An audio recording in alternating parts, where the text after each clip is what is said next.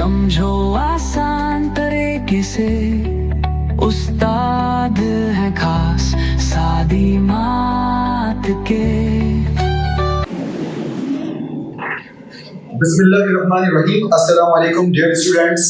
आपके सामने question number 6 exercise 9.2 का मौजूद है और इसमें आप देख सकते हैं कि हमें वेरीफाई करना है कि a into adjoint of a बराबर आना चाहिए मॉड या determinant of a multiply by I के, और मैट्रिक्स a हमें यहाँ पर गिवन है।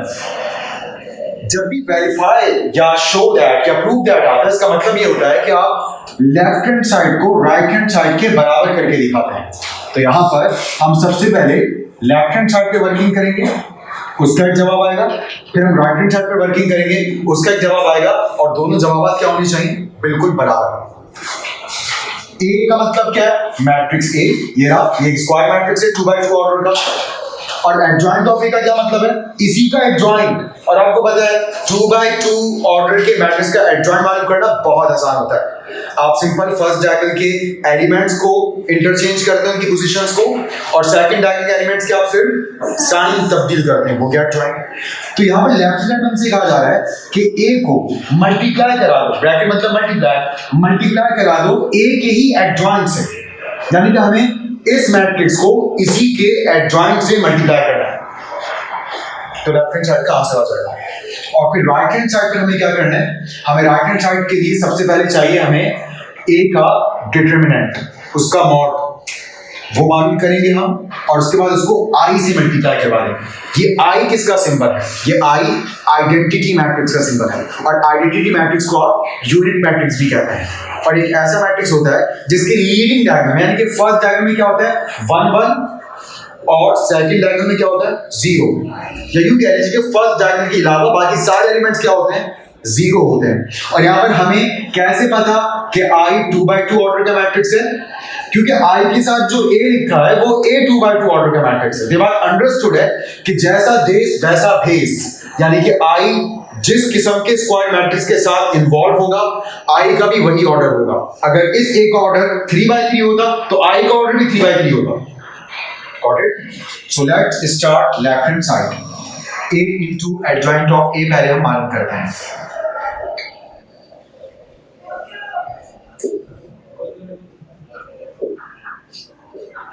A की जगह हमें लिखना पड़ेगा मैट्रिक्स A।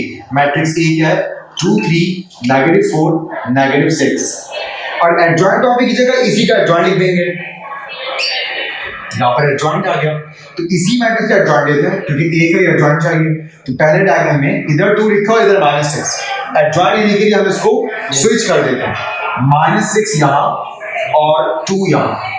सेकंड डायग्राम में जो नंबर जाए वही लिखा रहेगा, 3 यहाँ यही रहेगा, 4 यहाँ यही रहेगा, बस इनका साइन तब्दील कर देंगे। 3 प्लस में, मगर एडजॉइंट में किसमें हो जाएगा? और 4 माइनस में, तो एडजॉइंट में किसमें हो जाएगा? प्लस में। बस ये हो गया एडजॉइंट, ये होता है एडजॉइंट। अब इन दोनों को मल्टीप्लाई करना है, तो यहाँ पर हम इसको तो एज इट इज लेकर चलते रहेंगे। असल काम यहाँ करना है, जो आप जानते हैं कि जब आप किसी भी मैट्रिक्स को मल्टीप्लाई करवाते हैं तो रॉ को कॉलम से मल्टीप्लाई करवाते हैं। रॉ का फर्स्ट एलिमेंट कॉलम के फर्स्ट एलिमेंट से मल्टीप्लाई होता है, फिर बीच में प्लस साइन आता है, और रॉ का सेकंड एलिमेंट कॉलम के सेकंड एलिमेंट से मल्टीप्लाई होता है। फिर फर्स्ट से प्लस सेकंड से। तो रॉ का फर्स्ट एलिमेंट कौन है? 2, और कॉलम का फर्स्ट एलिमेंट कौन है? -6। रॉ का सेकंड एलिमेंट कौन है? 3, और कॉलम का सेकंड एलिमेंट कौन है? 4। बाकी आप पिछले लेक्चर में तफसील से मल्टीप्लिकेशन सीख सकते हैं। अब हम फर्स्ट रॉ को सेकंड कॉलम से भी मल्टीप्लाई करवाएंगे, और क्योंकि दो कॉलम्स के दरमियान में गैप होता है, तो जब कभी भी हम कॉलम चेंज करते हैं तो गैप आता है। मगर अभी हम फर्स्ट रॉ से करवा रहे हैं, इसलिए हम पहली लाइन में रहेंगे। तो पहली लाइन में थोड़े से गैप के बाद फिर फर्स्ट एलिमेंट से, और प्लस के बाद सेकंड एलिमेंट से। तो इस बार 2 किससे मल्टीप्लाई हो जाएगा? -3 से, और 3 किससे मल्टीप्लाई हो जाएगा? 2 से।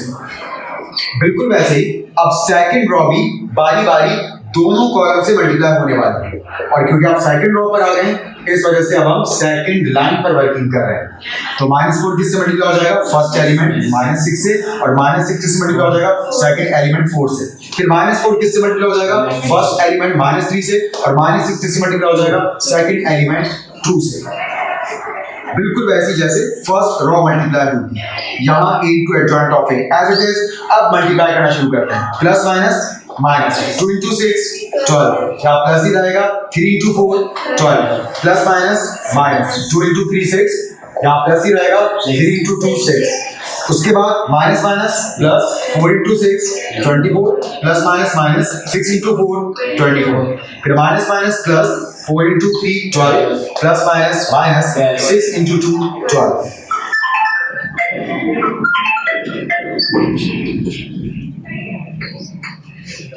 आपने पूछा नहीं किसकी कॉल आ रही बार बार? माइनस 12 से प्लस 12 क्या हो जाएगा? कैंसिल। इधर माइनस 6 से प्लस 6 कैंसिल, 24 माइनस 24 भी 0 और 12 माइनस 12 भी 0। ये तो नल मैट्रिक्स आ गया, 0 0 0 0। If all the elements of the matrix are 0, it means that the matrix is called null matrix or zero matrix। तो राइट हैंड साइड का जवाब आ चुका और राइट हैंड साइड पर हमें मिला, लेफ्ट हैंड साइड पे हमें मिला एक नल मैट्रिक्स। अब हम वर्किंग करेंगे राइट हैंड साइड पर, और राइट हैंड साइड के लिए हमें सबसे पहले क्या मालूम करना पड़ेगा? डिटरमिनेंट मालूम करना पड़ेगा।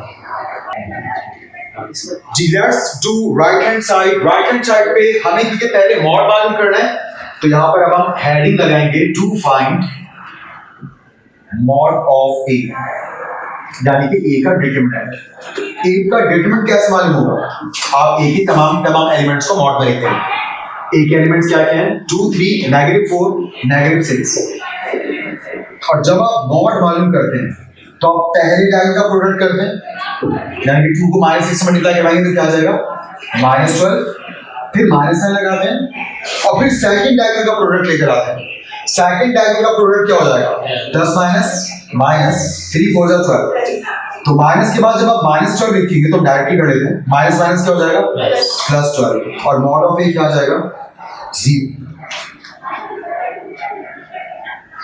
अब हम इस मॉड ऑफ ए को आइडेंटिटी मैट्रिक्स से मल्टीप्लाई करवाएंगे to find mod of A into I. तो ये देखिए, mod of A into I का मतलब, मॉड ऑफ ए का मतलब 0 और आई का मतलब आइडेंटिटी मैट्रिक्स 1 0 0 1। अब 0 से जब आप तमाम एलिमेंट्स को मल्टीप्लाई करवाएंगे, क्योंकि जब कोई नंबर किसी मैट्रिक्स से मल्टीप्लाई होता है तो उस मैट्रिक्स के अंदर मौजूद तमाम नंबर से बारी-बारी मल्टीप्लाई होता है। तो यहाँ mod of a into i is equals to 0 into 1 0, 0 into 0 0, 0 into 0 0, 0 into 1 0, क्योंकि 0 से जब भी कुछ भी मल्टीप्लाई होता है वो 0 हो जाता है। So here we have proved left hand side and right hand side। उम्मीद है आपको एक एक स्टेप अच्छे से समझ आया होगा। नेक्स्ट क्लास में इंशाल्लाह नेक्स्ट क्वेश्चन हम सीखेंगे। फॉर द टाइम बीइंग अल्लाह हाफ़िज़, टेक केयर।